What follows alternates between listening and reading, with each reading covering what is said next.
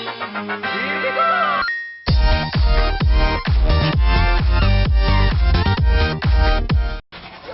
going on, guys? It's Razor Strike. I'm going to bring you a video today on Battleborn. We're going to talk about Marquis, the Gentleman Robot Sniper. So we're going to talk about his passive first of all. His passive is Ein, Zwei, Die. The more you shoot a target, you're going to start marking them. On that third mark, you're going to start doing 50% more attack damage. His weapon of choice is Bindlebane, is actually his cane. The bottom hilt of the cane is a pistol, but whenever you zoom in on a target, it actually turns into a sniper rifle. So first skill we're going to talk about is Temporal Distortion. He's going to put down a force field or a bubble down on the ground. Any enemies that enter it will be slowed. Predatory Strike is its second skill. He's going to send out his little robot Al Houdini. It will mark and lock onto targets and collide with them and do some damage. His ultimate is going to be Bindle Blast, is going to be a charged shot from his cane. The farther it flies, the more damage it's going to do to enemies. Now we're going to go into his Helix tree. This is where you're going to be able to augment your skills to do different things. These are just suggestions that I have. I have a lot of success in Meltdown and Incursion with these. So first of all, we're going to talk about Strigiform Swiftness. I like this one a lot. It's one of the mutations you get. Whenever you send out Houdini, he's going to be able to activate quicker. Second one, I like using Phase Flyer, because whenever Houdini locks on to a target, he's not going to get blocked by any walls or have that collision. Eyes everywhere. If you want to be able to mark enemies on the map quicker so your teammates can see, that's a good one. I like to use Bullet Banker for this one. I can control my recoil pretty good, so I don't really go with executive barrel porting. If you're having trouble, I would definitely take it, but Bullet Banker is really good for when people are trying to run away and you're trying to get the headshots on them, or if you have a couple missed shots from far away. This part of the tree, I like to use Time Killer over Big Time. Big Time is more situational, but I like to use Time Killer, especially kiting enemies through there, and they'll take a little bit more damage, especially if they run up on you, so you can get good kills from hip fire. Executive Access, I like to use a lot, especially if there's a person like Rain on their team who can shield. But other than that, I would probably take Ein, Zwei, Cry, especially if I'm getting fed and I get my gear pretty quick. So I usually take that one over Executive Access, but like I said, it's all situational in your style gameplay. This one I like to take Parliamentary My Dear. I don't really like the other ones too much, further distance, it's meh, it's whatever.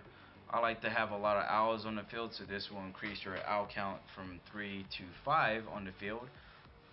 Keeping a lot of Houdinis on the field is real good for anybody who tries to sneak up on you, also for any enemies that try to run away. This one, I never really pick autoloader. I think it's a waste. Reload speed and attack speed, you can get those from gear. I always go for the base damage on Bindlebane. It's going to help a lot, especially in late game when you guys might be tied in Incursion or Meltdown. Windfall, I always take that one, especially since I kind of build a lot of Houdinis on the field a lot. So anytime they collide with enemies, they're going to leave a area effect on the ground for any enemies that might be on there. For the ninth part of the Helix tree, I like to use Cease and Desist. It's really good for PvP and PvE, especially those harder advanced hardcore missions. It's going to increase the slow for anybody who goes through Temporal Distortion. For the last part of the Helix tree, for your ultimate, I tend to go with Bindle Blast. You get an extra shot at reduced damage, but Wallhacks.execute is pretty good if you're trying to snipe somebody through terrain. As far as gear goes, I like to use a lot of shield penetration, crit damage, cooldown reduction, damage reduction. I love the cooldown reduction because, like I said, I like to use a lot of Houdinis. I like to get those guys out in the field to be able to help me. Also be able to use my Temporal Distortion if I'm ever in a jam.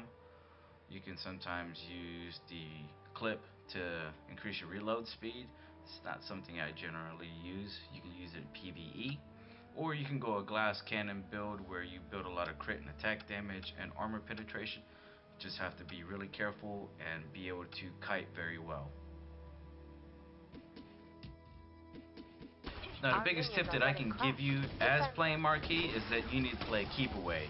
You need to stay as far as possible from the enemy team. If they happen to close the distance, you do have some tools to help you escape or even get some kills. But for the most part, you need to be hanging back behind your teammates. Let your tanks like Galilea, Montana, or Boulder do some CC to keep these guys occupied so you can do your job as a sniper. Also help your teammates out by putting down temporal distortions, especially on maps like Overgrowth here on Incursion, where there's going to be a big cluster of minions that you need to take down. So especially in this map, Overgrowth, in this Incursion match, you're going to find a lot of sniper perches, and on a lot of these sniper perches you're going to be able to run around the corner and take cover. So you always want to know where you're at, where your escape routes are at, especially where your teammates are at, especially people like Galilea. If you get in trouble, you can run to her and she can help you stun enemies. Another good tool to use on maps like this and Meltdown, not so much on capture maps, is temporal distortion. You can use it to kite people, slow them down, turn back around and get some good headshots. You can also put the haste buff in your helix tree if you want to be able to help your teammates escape faster, or also yourself if you happen to get in trouble. So if you build Marquis right, not only can he do a lot of damage to enemy teammates, but he can also do a lot of damage to the Thrall mercenaries. He can solo a lot of those mobs. I've done it myself many times during these games. They'll be able to get hired, they'll sit there and push the middle, help your teammates push the enemy sentries so you can start getting that first one down and then start working on the second one. So, quick little reminders just to reiterate some of my points. Always keep your distance with Marquis. You're going to have a higher chance of survivability. He is a sniper first and foremost. So, use the distance, know your surroundings, use those sniper perches. You get in a bind, use temporal distortion to help your teammates and you out. Always keep lots and lots of Houdinis out. Those little guys will save your life and you don't even know it.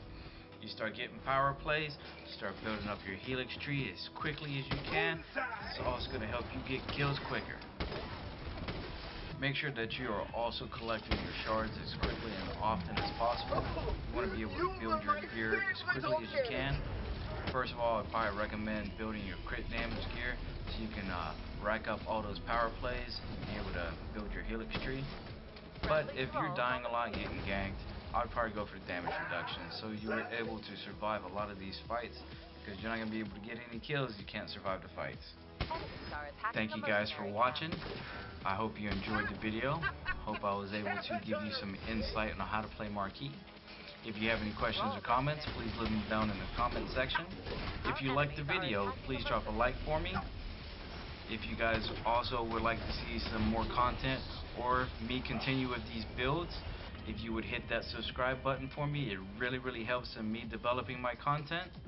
Other than that, thank you again guys, and I'll see you later.